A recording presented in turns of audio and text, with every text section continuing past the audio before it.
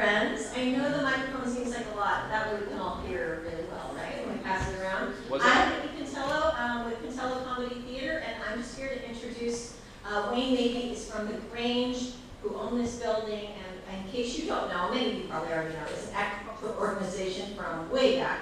But they'll give you a little info about them, just as an introduction for you being here today. And then David Tuzak will take over with your program today, a little ice-breaking and fun. We love having you here. If you want to know more about what we do here, I'll just give you a glimpse. We produce comedy plays. We'll take the summer off because, as you can tell, we don't have air conditioning. There we go, pretty close. So that's why we'll play with this little iffy. It's okay. I promise when you come to a play, you'll actually be able to hear us on this as well. Can we switch out to the other one? We'll try that one next. It's my pleasure to introduce Wayne Mabey. Come on up, Wayne. From the Gilroy Historical Society. Shall we take you for a good one? Okay. Let's try this guy. Hello. There we go. That's a little softer. Hello. My name's Wayne Mabey, obviously. My family has been in the Beverly area for 5 generations, 6 now. Basically, what the Grange is how do I want to put this? A dying organization.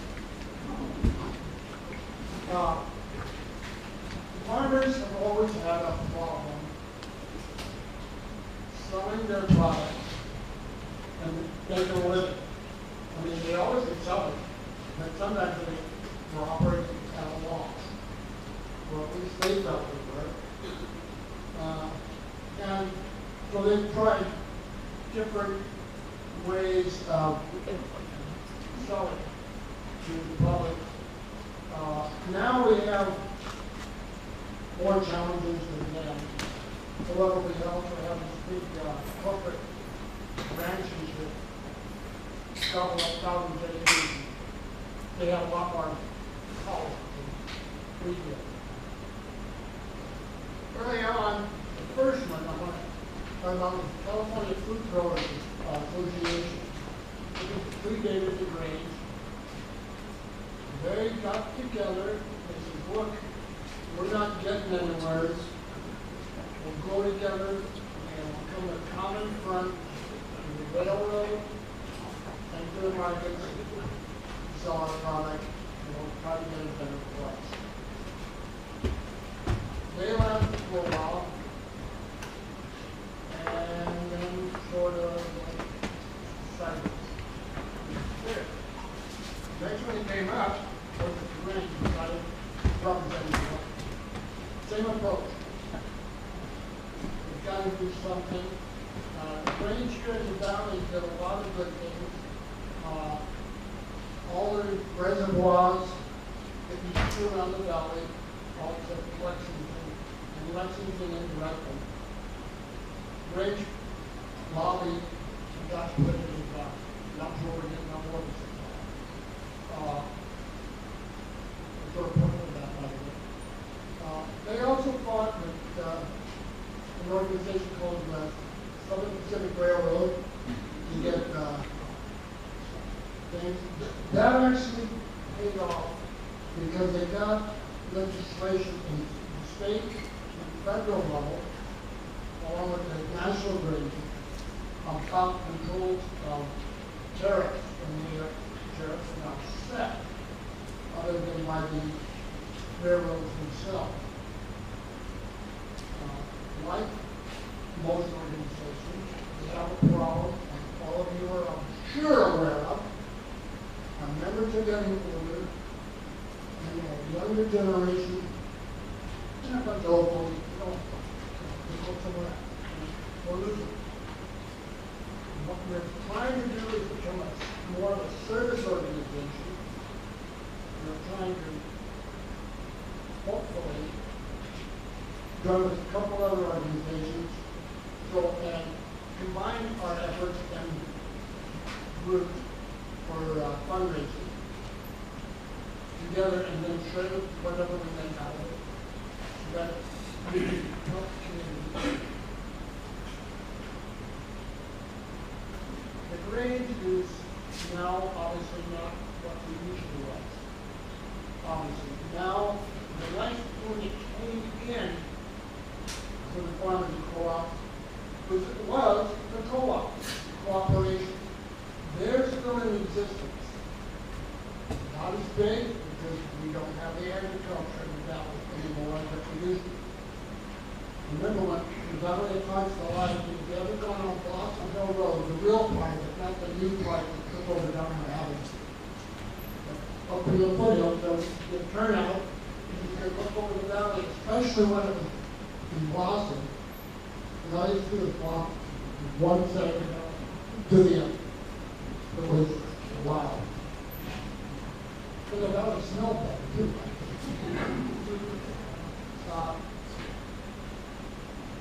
They're going on, they cooperated, building dehydrators to grind the fruit. Instead of the standards for it. So you see, you'll have something like sunsweet, put it out of the gut, grow it, it's a co-op. There's also a bunch for apples, cherries, pears. But you know, we made grew a lot of pears here. And put Moffett Field area. It was really heavy in pears. What do we grow in the valley here? Oh, we obviously grew pears. It was like cherries, prunes, plums, whatever you want to call them. Strawberries, still. Not as big as it used to be, but we still have families that are doing it. Dairy, a lot of dairy. Tobacco, believe it or not. The largest package in the United States in rolling of cigars was here in Gilroy. Believe it or not. Not a poet, but it used to was. Then they had Miller and Lux, but still got the cement power coming in from the south, from the two silos there. Sergeant Station's out there, and unknown anymore, but Sergeant Station was quite a thing. We had railroads that went to Santa Cruz via the hill through the pass. Earthquake killed that eventually. But that was a very popular thing, especially for the people of the city who down to go to the beach and cool off during the summer and the water.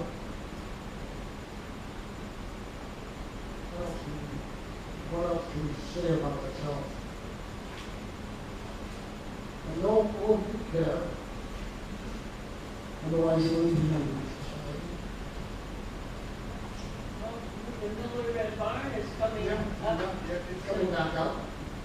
And they have a very nice display. They're going to have really good displays about the history of our agriculture in the Miller Red Barn. So later this summer, Gary, probably we're a reception so people can come and view. Kind of private tours right now because we're limited to how many people will have sprinklers.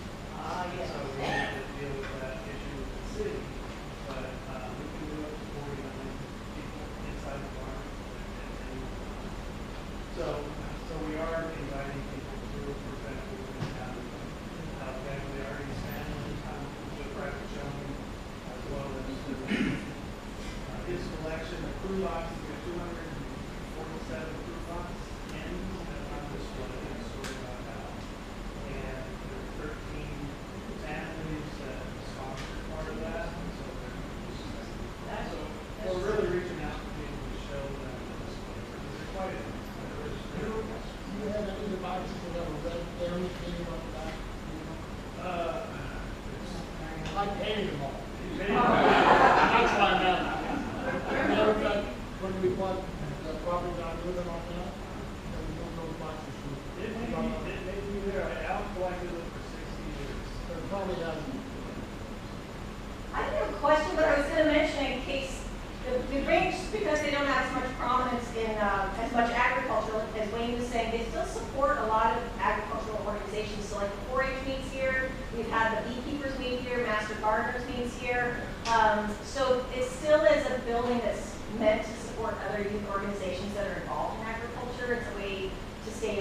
that's something that we're looking, my parents joined the Grange board in hopes to keep their message alive and that they still have a place locally. There are other, we think, organizations like FFA that could benefit by a partnership, and also us reaching out probably for local grants to help just keep the building up, just the exterior and help pay for things. Because, yeah, trying to build up the size of the board is hard at this time. Okay. Yeah. It's a 501c3. Yes, the Grange is, yeah. So it's a national nonprofit, but also it's a local chapter nonprofit. So in fact, when we moved in, when the theater moved in 18 years ago, Don and Karen donated $40,000 to the Grange, which over a 10-year span we used to improve electrical, new flooring, another fridge, and a bit of time to use that as frugally as we could. And so that was time probably to look to what would be the next grant. Yeah. Thank you. Does anybody else have Any questions, please? We try to keep it short and big. That's perfect. It's perfect. short and positive, right? Yeah. I mean, we know we have to change, but we're trying to move to the next step. Thank you.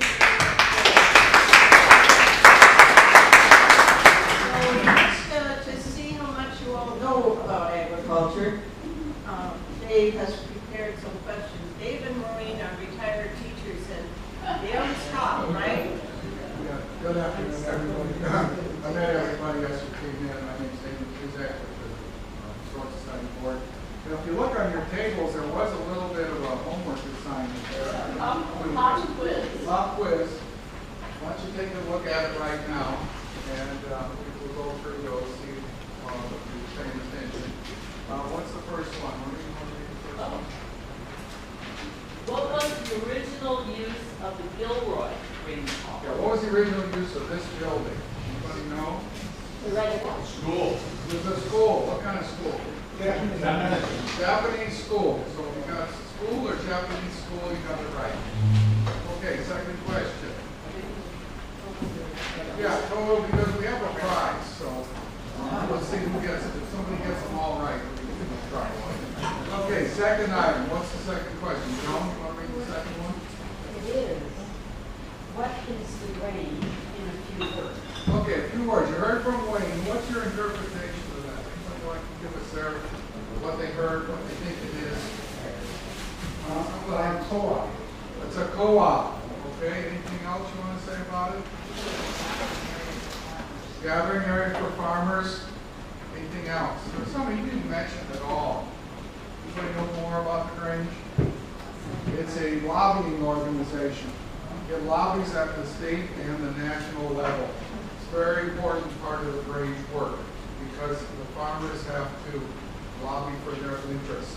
And I don't think Wayne mentioned it, but in case you don't know, up to 40% of a farmer's income is coming from the federal government. So they need to do a lot of lobbying to make sure that money keeps flowing. And that's something that's kind of under the surface.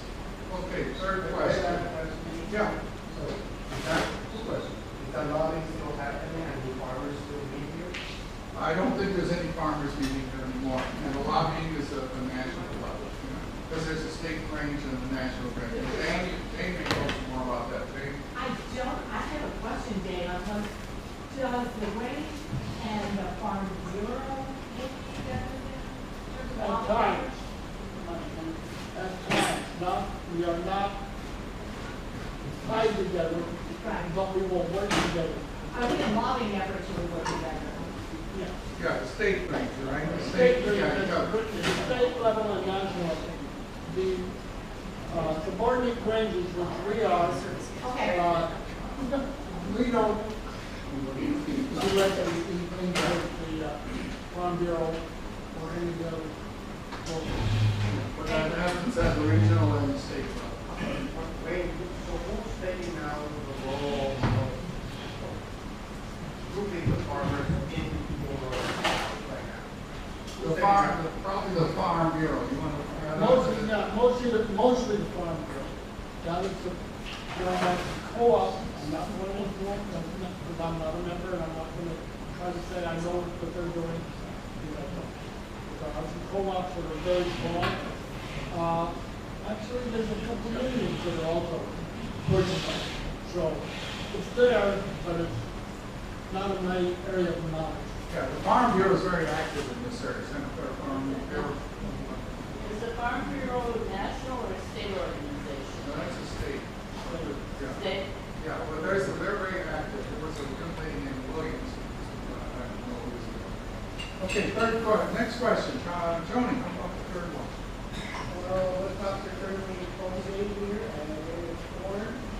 I know there's flower growers here still, mushrooms, I think it's still about production here. Lots of row crops.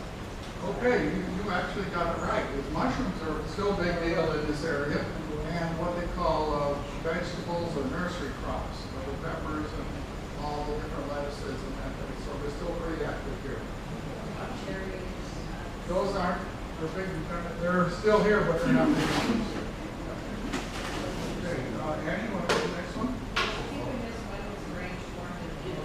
Yeah, Okay. that's going to be a tiebreaker. What was the question? When was the Grange formed in the U.S.? When was the Grange formed? Anybody want to take a guess? Anybody else? You got Mike? Right after the Civil War.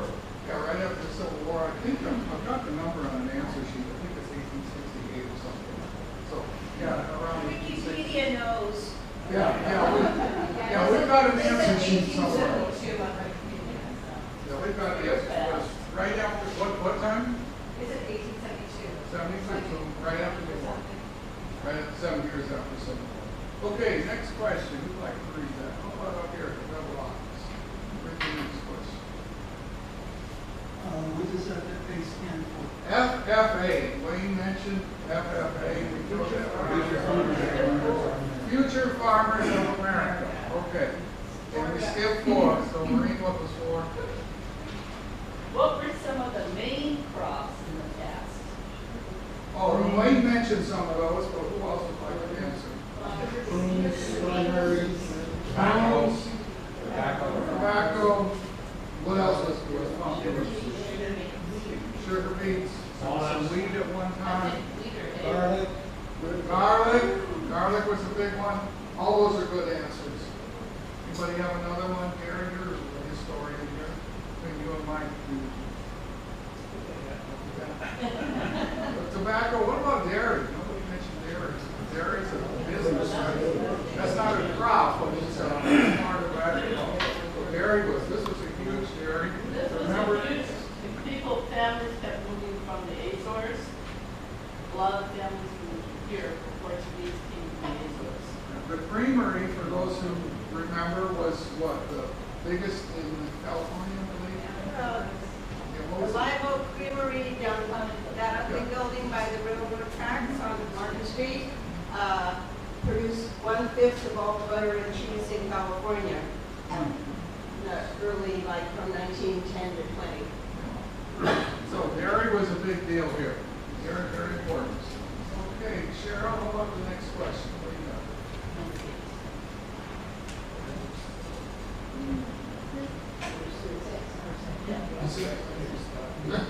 We can skip a lot of questions here. 4-H. Who knows what 4-H stands for? Head, heart, and Joni's got it. Head, heart, hands, and health. I was a 4-H. Oh, that's cheating. That's cheating. Okay. Head, heart, hands, and health.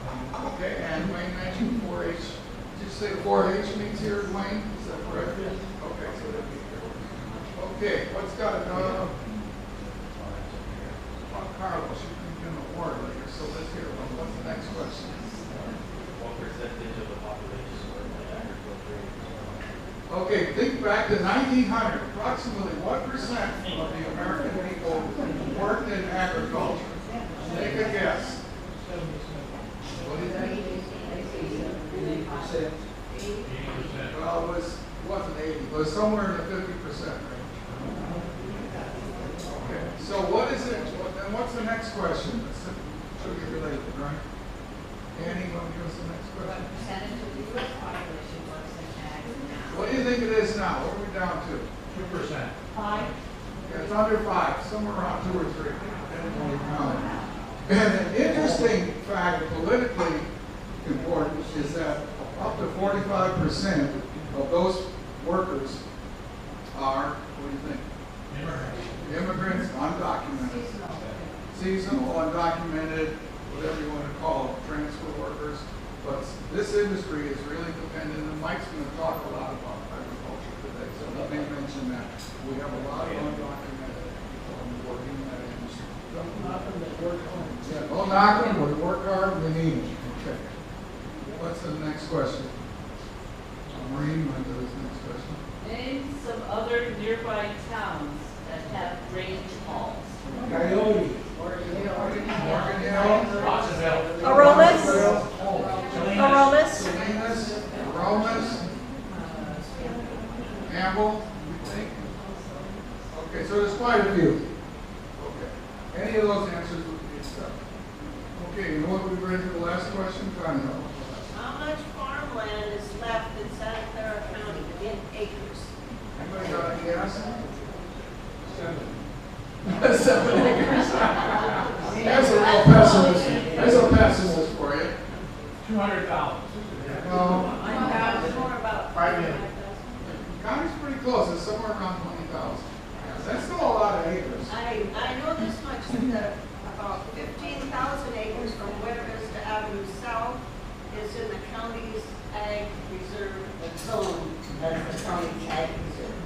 So that's only 15,000. We know there's ag, Yeah, that's we north think of it's, West yeah, we think it's Vista, so. around 20. It's a hard moving target, but somewhere around 20. Okay, did anybody get them all right? Be honest now. Anybody get them all right? Nobody. How about Joni got a lot of them right. Anybody get 9 right? 8. Oh, we're not doing so good. 7. Anybody get 7? Joni got 6. Well, you get our prize. Okay, all right. Okay, and then we've got what's next? You can do awards next? Yes, I'd like to. Okay, Connie's taking over, she's gonna do the awards, I'll get Joni's. Okay. Thank you, everybody. Well, this is supposed to be our annual business meeting, but we make it very, very short. So I would just like to tell you, what we've accomplished in the past year, and our treasurer, Eileen, is going to update you on our financial condition, which is fortunately good. So we're blessed in that regard. What we have done quite a bit are the major projects, 2 major projects, are funding the Gilroy Museum with a paid half-time museum manager. That is Susan Fox, who we'll speak to in a few minutes.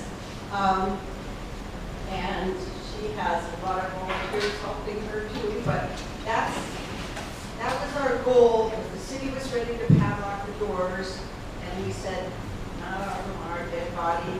And we figured if we had a paid staff member, the city wouldn't close the staff. And so far, that's been true. Our other big project is the oral history films that Joni is in charge of.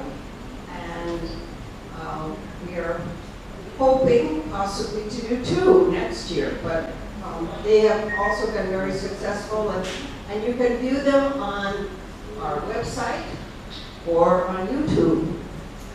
And also during the past year, we had a much needed update to our website, which is just Gilroy Historical Society.org. Check us out. Because we'd like to show that we're not all little old ladies. We are active, we do things.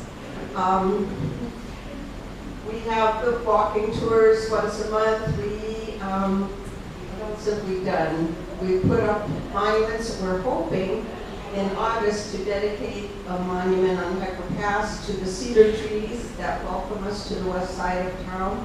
We're partnering with the clampers on that one. August 17th is the dedication, yeah. The only problem will be finding a place to park there. We'll just have to park on Lone Oak Court. So, and the golf course, right? And park in the golf course. So we're pretty busy, and we have plans to support the Miller Red Barn and hope to partner with them in having a reception when they open up the new interior decorations of the district. And anything else? What have I missed? Jeremy? Yeah, oh, That's right. so finally, after 2 or is it 3 years, we're about to finally put plaques on the downtown historic buildings, 37 of them. They're in production right now, so later this summer, we'll be showing them off. And Gary says maybe we can have a speaker to talk about the importance of downtowns and why we should hang on to ours and make good use of it, because it's unique and other communities can't say that. We have something that other people don't have, and we should trade on it. So, right now I would like to introduce Susan Voss, who has a presentation to make. If I give her some material.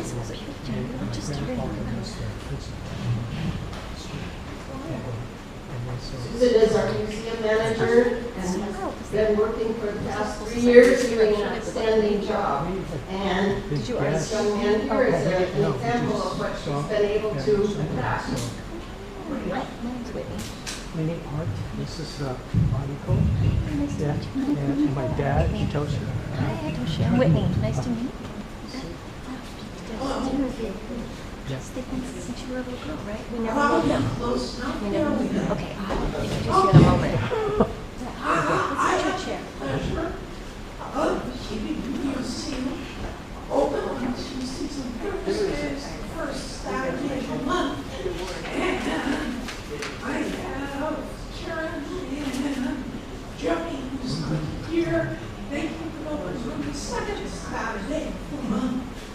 And it is a real pleasure because I get to work with volunteers from our community to make a difference every day at the museum. Carlos came with us as a volunteer, and then he joined the Carnegie Mellon Scholar Program up at Kansas and Foothill. That program is great. It pays college students at those institutions to work in any area of social science. Carlos is a history major. He is going to be going very shortly to UC Berkeley. Yeah. We've had 2 other Mellon scholars. One couldn't be here today. One started with us in 2023. I know Mao well. He's at UC Berkeley now. Catherine Palazzo is in the middle of finals, so she can't be here today. She has run our frameworks project. She has stored, cataloged, and taken care of about 200 framed works of various types. Carlos has contributed to our sectioning and cataloging. Altogether, these 3 people are responsible for 808 new entries in our catalog. They caught us up over a period of about a year and a half. They've been really a joy to work with, and as a result, Carlos, a little something about the gasoline was waiting here at Berkeley. So thank you for your support of the museum. If you have a few hours to volunteer,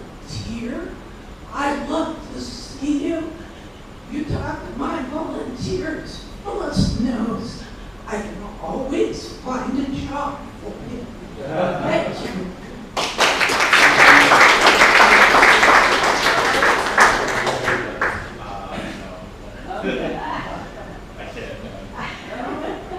What are you going to major in at Berkeley? History. History. Oh, history, that's awesome. I'll be there for a couple of years, and then the hopes of going to law school. Lots of money. Wow. Very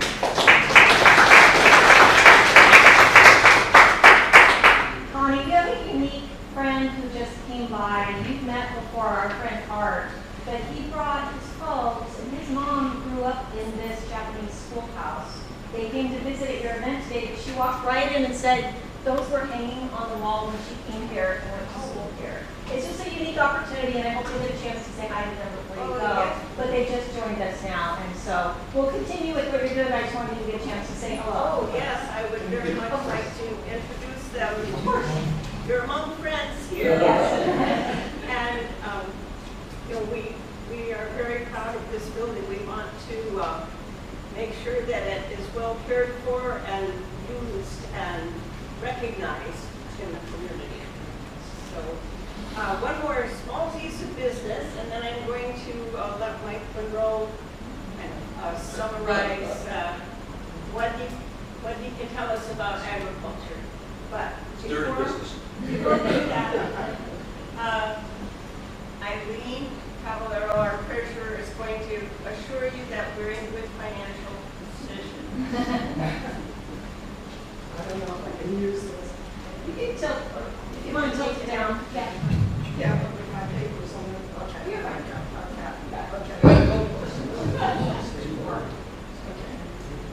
Yes, thank you again from the society for, of course, your generosity and your support. We currently have 239 members, of which 61 are life members. And of course, you all of the contributions have helped us stay afloat here. We have a checking account at U.S. Bank, and we have savings and investments in the Gilroy Foundation, and with Edward Jones.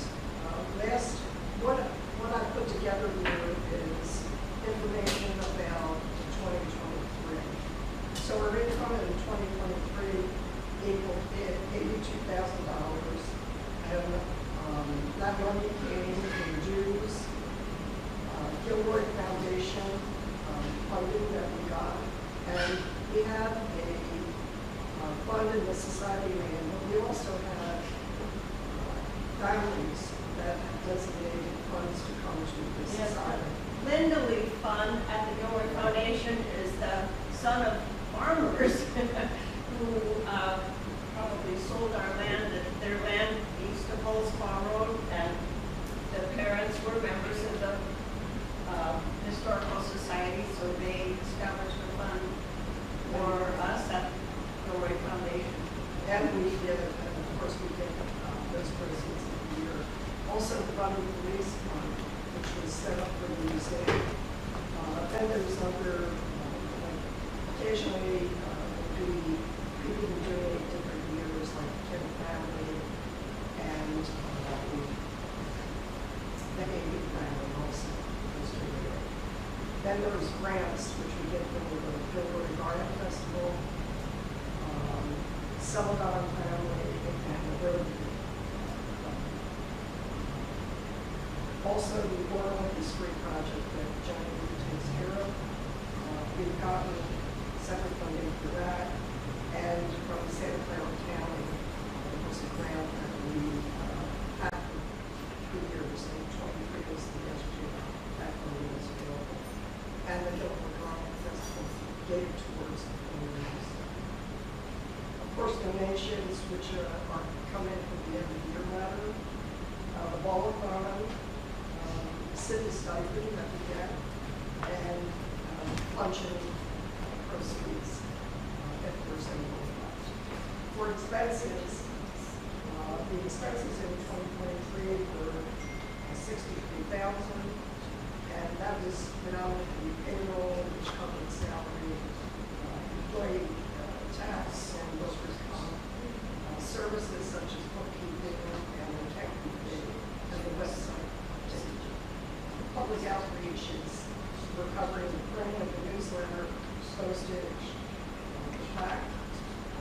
membership fees for village organizations. Then there's supplies for predominantly for the museum. And Susan's going to work his tail to archival display supplies. And then there's event cost, such as the Saturday meeting, the ball following, and luncheon cost, and oral history. And for the oral history project, those costs would be the filming and the actual editing. And currently, since we have currently our checking account is 34 cents. So I try not to get into it.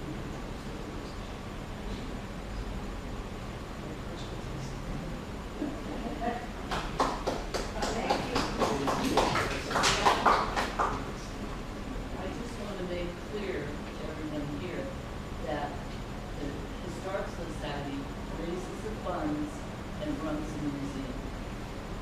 And the city gives us a pittance. She called it a stipend. I call it a pittance. So better than nothing. Better than nothing. I'm not complaining, but actually I am They complaining. maintain the building for which we are eternally grateful. Right. Yes, They they do. pay Oh, yeah. the utilities, they give us their leftover office equipment, computers. So we're happy to get them. It's better than whatever. Okay. So that's, thanks to all of you, that's why we are in a stable financial position. Yeah, and I would just like to explain our visitors a little. Mr. Chikashta and his parents and his mother was the daughter of the teacher here, the principal, but it was a Japanese school, and her name is Odashima. Right? Okay. So, I believe this is correct, that the building was built in 1929 by the Japanese community, and they kind of pooled their funds because they wanted their children to learn Japanese culture after the children attended public school. So Mr. Odashima was the principal, and his daughter was one of the students here, but they were allowed to build their building by Lynn W. Wheeler, who owned the seed company here. And at that time, Japanese people could not own their own land, so it was generous of him to allow this. He was quite a community benefactor. You'll see the Wheeler name on other things around town. But in 1942, unfortunately, the Japanese people were sent away, and while they were gone, Mr. Wheeler and his wife were killed in a car accident. So at that point, the Grange, I believe, bought the building from the estate of Mr. Wheeler. So this building has a complicated history, but one that is very unique and important. Two important things happen here. The building is really eligible to be on the National Register of Historic Places, and maybe one day we can do that. I hope so. But I just wanted the rest of you to acknowledge our important guests here, and we're so lucky that they just happened to come to Gilroy for lunch and saw that we were using the building and appreciating it. So, yeah, you know Mr. Sakahara? He grew up here. Anyway, I was and post-war babies, Okay. so I knew this is before my time. My family moved to Gilroy in 1953. Okay.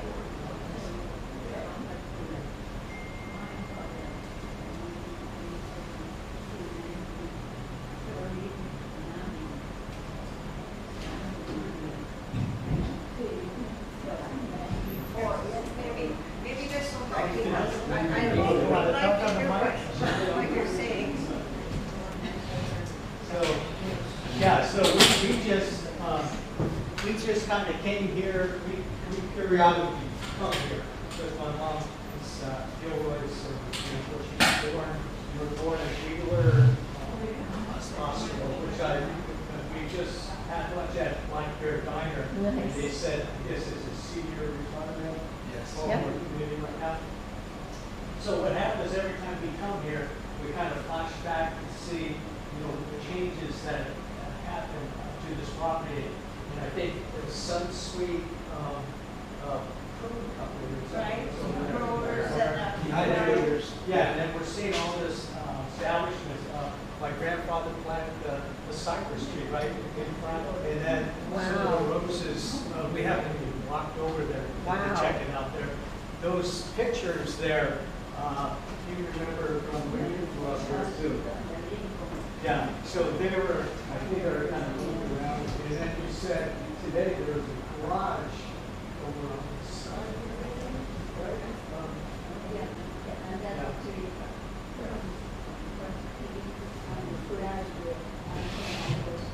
my father put with some stick.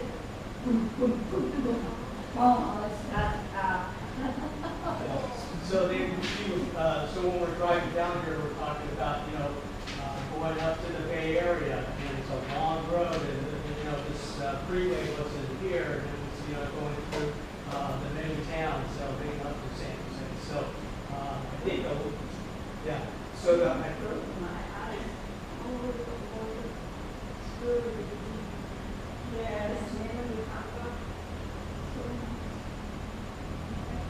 yeah, so the last time we were here, I think we met Connie here for that Gilroy was trying to christen the hot springs that were across the freeway. And then, so we got to talk and meet some of the people, and we met with Bill Larson. And then she brought some pictures, and I uploaded to your museum. So we haven't been able to get to the museum because of the hours, but eventually we will. We thank you for opening your doors. It's kind of, we saw the little lot there, and I did see the sign outside there, so, because we know it's a theater as well, or, the facility, so, Yes, but the thank you. theater people are taking good care of the building. Trying our best. Yeah. Okay. But anyway, thank you again Thank for you. looking at that.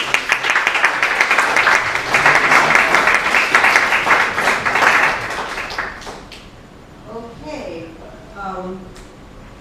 I think that concludes anything official that we have to do, but Mike is going to sort of do a wrap up. Mike Monroe, the historian of the man whose email is from the Valley of Heart's Delight, right? I'd like to get on the microphone. Let's see. Can you hear me okay? Yes. Okay. Thanks, Connie. Get my books. Hey, Wayne. Sure. What is your title here? Are you the president or? He's the master. Okay, so Connie, in her newsletter, identified him as the master, but he's technically the master, and they have a whole variety of positions within the Grange organization. So let me start off by saying thank you for inviting me, Connie, just to talk some stories quickly. As you know, I can elongate the conversation, but many years ago I joined the Grange in Morgan Hill, and they were meeting at the second grammar school in Morgan Hill. And when the school district moved out there, the Grange took it over. So as normal, I always go into the history quite a bit. So I have my late 1800s books, okay, so the history of the Grange movement. And this is a little tiny pocketbook, Wayne, that talks about how their meetings were organized. It was very structured, very structured. And they have certain designated places for the officers of the Grange to be standing or sitting. And thank goodness, I'm not going to sing anything, but I have my official patron song book, because the Grangers were really big with music and song. So, but I'm going to spare you that. I know you've had a great lunch. I don't want to spoil the rest of the afternoon. But anyhow, I did join the Grange in Morgan Hill, and just like Wayne was suggesting, it was in a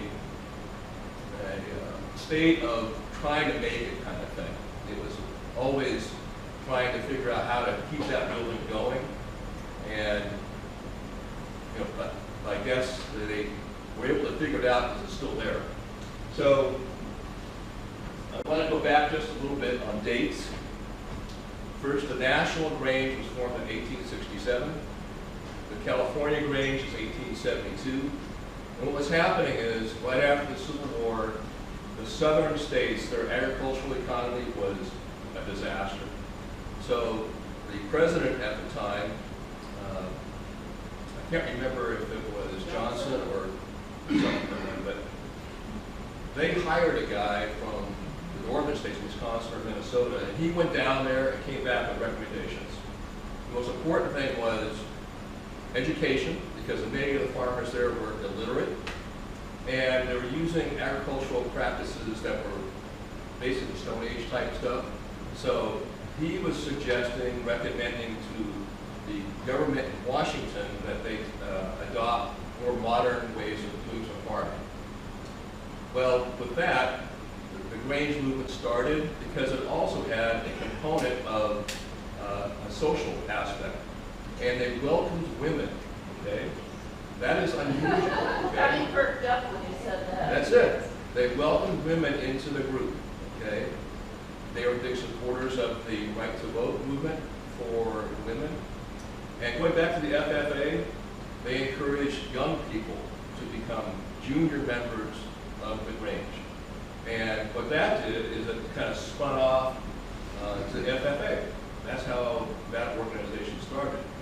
So there's lots of things that we should be grateful for the Grange movement.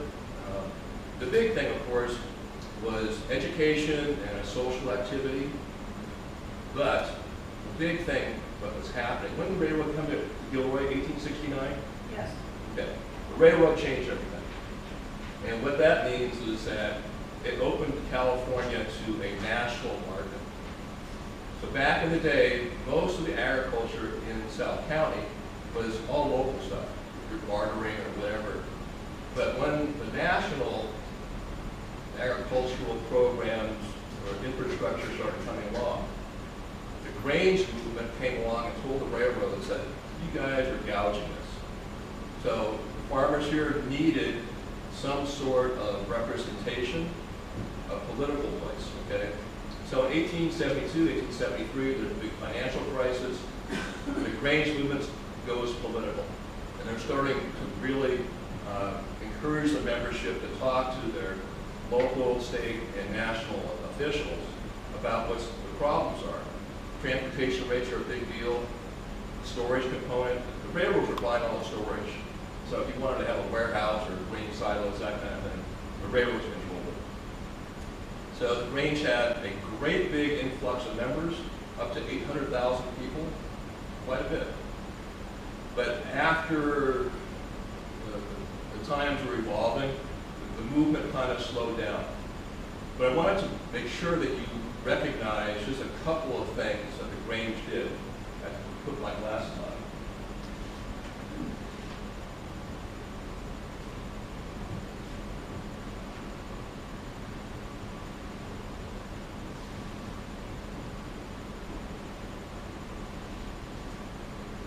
I have Biden sharpening. Yeah. Anyhow, they were responsible for advocating for the U.S. Department of Agriculture, for example.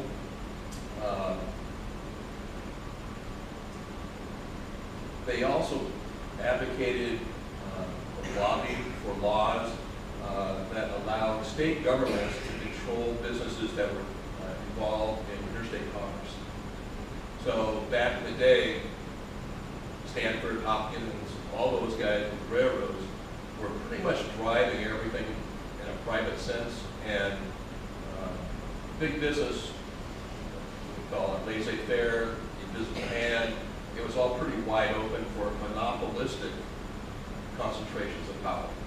So the Grange movement was a big, hey, we've got to get back to supporting the farmers, this kind of thing. So I'm going back to the Gilroy 1922. First location was downtown, in Masonic Hall. In Gilroy, in Morgan Hill is 1925, and then later in the spring of 1925, Coyote came on. There's also a Grange in Mount Hamilton area. I don't know where that is, but there had been a group up there.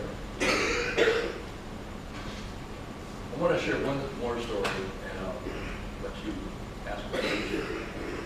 Give more stories.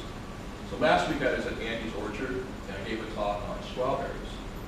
And when the family came in today, the Japanese culture and the farmers in the Santa Clara Valley were very, very active in row crops, especially strawberries. Okay? Well, Andy happened to be a neighbor of a UC Berkeley professor. His name was Harold Thomas, and during World War II, he was researching diseases of strawberries. So, as you know, strawberries can be very temperamental. When they're in contact with the soil, they can easily get pathogens and cause all kinds of problems with them. So, what was happening is that he was doing the research on all these different diseases. Well, World War II came along, and the Japanese, who had been doing the field work, were interred, right? So they were removed from the agricultural fields of California. Dr. Thomas and his little department of pathology for strawberries was basically shut down. So he's doing his research, and he's publishing. To me, this is fascinating because the home that he lived in Morgan Hill is still there. It's right at the base of Anderson Dam. And he had test plots all over the place. So they're looking for new varieties of strawberries that can handle not only the flavor component, but disease, shipping. In other words, strawberries are so perishable, it's very difficult to get them from, let's say, California to Nevada or whatever. So 1945 comes along, and the UC system decides they're not going to fund his research anymore. Dr. Thomas and his assistants decide, well, okay, they resign, and they purchased the intellectual property from the UC system. All those strawberry research things that he had done now came into the private hands of himself and a guy by the name of Mr. Driscoll. Okay? So, you all recognize Driscoll. Mr. Driscoll was a smart guy. So, between Dr. Thomas and Mr. Driscoll, they took the varieties that Dr. Thomas thought had the most promise and launched the California strawberry industry. And to this day, he's considered to be the father of the modern strawberry. So, I like to tell that story. Most people don't understand that, but I sure brought you something. I have a little tangent. Oh, you have a tangent or tangerine? No. I have a Japanese connection to that story. Okay. Okay. Use the mic, yeah, please. Thank you.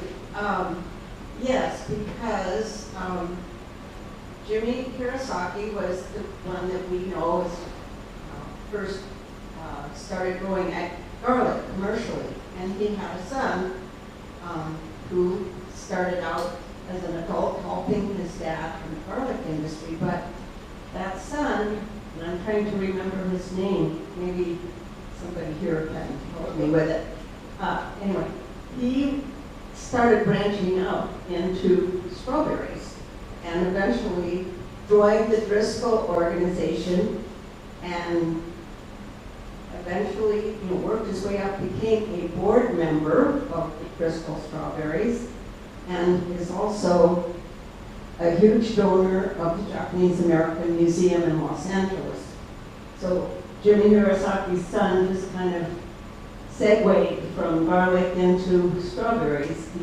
He was a farmer, but he had some experimental patches, I guess, of his own, and decided he didn't want to, he wanted to be his own man.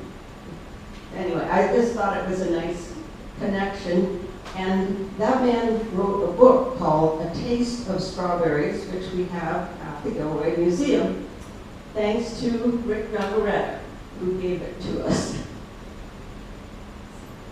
Hey, I could go on for a long time. Gene? Just want to add to that, when my family moved to Gilroy, my father was a sharecropper, along with about 10 other Japanese American families.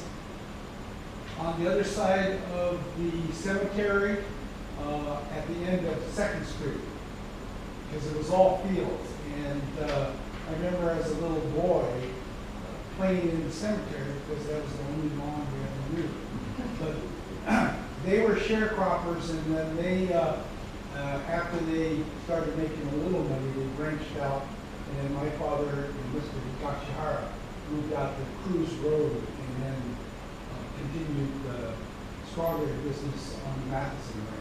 So your dad was a strawberry farmer also? Oh, yeah. I was picking strawberries at 9 years old, and that's why I didn't want to be a farmer.